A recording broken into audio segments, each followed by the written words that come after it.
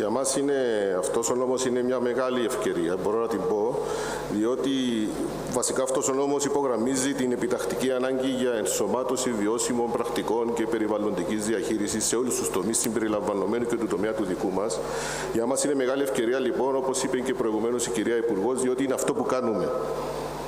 Και αυτό που ζητούμε είναι τα member states, τα κράτη-μέλη, όταν θα έρθουν να θεσπίσουν αυτές τις περιοχές, οι οποίες θα πρέπει να αποκατασταθούν, να το κάνουν σε συνεργασία μαζί μας, διότι η αποκατάσταση της φύσης, η αποκατάσταση των λατομείων είναι μέρος του επιχειρηματικού μας μοντέλου.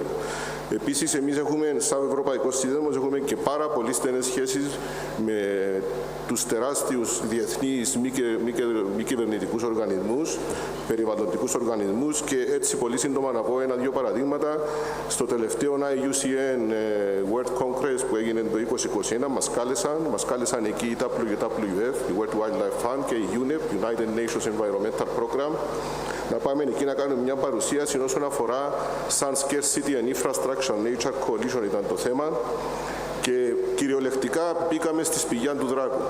Γιατί αυτοί θέλουν να σιγουρευτούν ότι κάνουμε τη δουλειά μας σωστά. Και όπως τους είπα τότε, το επαναλαμβάνω τώρα, ότι ναι, την κάνουμε. Και όταν τελειώσαμε την παρουσίαση, σηκώστηκαν οι εκπρόσωποι αυτών των τεράστιων οργανισμών, πήγαν στο stage και είπαν η ευρωπαϊκή λατομική βιομηχανία δεν είναι πρόβλημα, δεν είναι threat, είπαν συγκεκριμένα για το περιβάλλον. Αντίθετα, είναι μέρος της λύσης και ένα πολύ καλό παράδειγμα για να ακολουθείτε παγκόσμια.